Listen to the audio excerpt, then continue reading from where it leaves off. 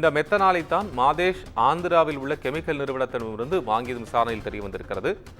சின்னத்துறையை கைது செய்திருக்கக்கூடிய சிபிசிஐடி போலீசார் அவர்களது நண்பர்களான மதன்குமார் உள்ளிட்ட பலரையும் கைது செய்திருக்கார்கள். விவரங்களுக்காக செய்தியாளர் இணைப்பில் இப்போ இந்த அதிர்ச்சி தகவல் என்ன புது தகவல் வந்திருக்கு? இந்த மெத்தனால் எங்கிருந்து வந்திருக்கு அப்படிங்கிற தகவல் கிடைத்திருக்கிறதா?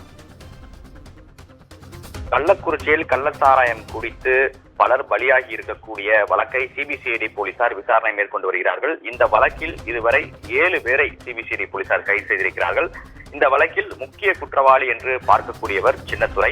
இவர்தான் மெத்தனாலை ஆந்திரா மாநிலத்திலிருந்து வாங்கி வந்திருப்பது விசாரணையில் தெரிய வந்திருக்கிறது. ஆந்திராவில் இருக்கக்கூடிய ஒரு தனியார் நிறுவனத்திடமிருந்து வாங்கி வந்ததாக தகவல்கள் தெரிய வந்திருக்கிறது. அந்த கோணத்தில் சிபிசிஐடி போலீசார் தங்கள் விசாரணையை சென்று கொண்டிருக்கிறார்கள்.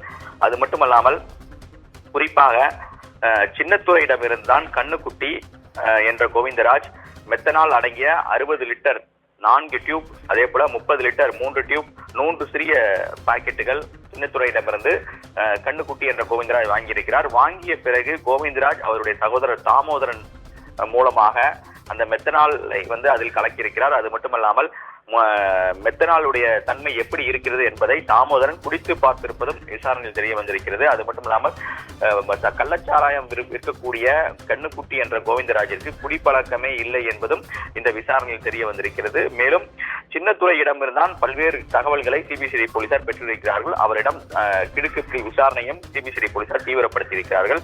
குறிப்பாக சின்னத்துறை இந்த மெத்தனாலை மாதேஷ் என்பவரிடம் பெற்றிருப்பதும் விசாரணையில் தெரிய வந்திருக்கிறது. மாதேஷ் ஆந்திராவில் இருக்கக்கூடிய ஒரு தனியார் கெமிக்கல் நிறுவனத்திடமிருந்து அந்த மெத்தனாலை வாங்கி வந்து கள்ளச்சாரத்தை தயார் செய்திருப்பதும் விசாரணையில் தெரிய வந்திருக்கிறது. மாதேஷையும் சிபிசிஐடி போலீசார் கைது செய்திருக்கிறார்கள். ஏற்கனவே இந்த சின்னத்துறை இதில் பெரிய அளவில் ஒரு பணம் சம்பாதித்திருப்பதும் விசாரணையில் தெரிய வந்திருக்கிறது. அடுத்த கட்டமாக சின்னத்துறை இந்த வழக்கில் இந்த கள்ளச்சாராயம் மூலமாக சம்பாதித்த சொத்துக்கள் எவ்வளவு என்பதை கண்டுபிடிக்கக்கூடிய நடவடிக்கையிலும் சிபிசிஐடி போலீசார் ஈடுபட்டிருக்கிறார்கள். அது மட்டுமல்லாமல் சின்னத்துறையுடைய மற்றொரு நண்பராக இருப்பவர் ஜோசப் ராஜ். இவர் பன்ருட்டி பகுதியை சேர்ந்தவர். இவரையும் சிபிசிஐடி போலீசார் கைது செய்திருக்கிறார்கள்.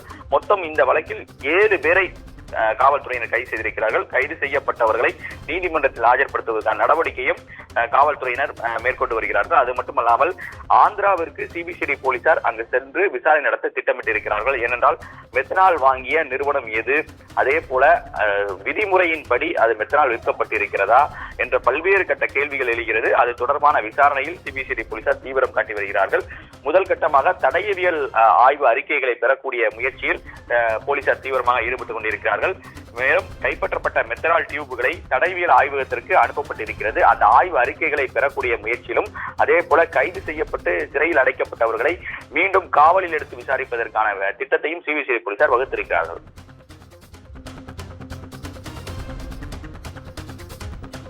உங்கள் விவரங்களுக்கு நன்றி.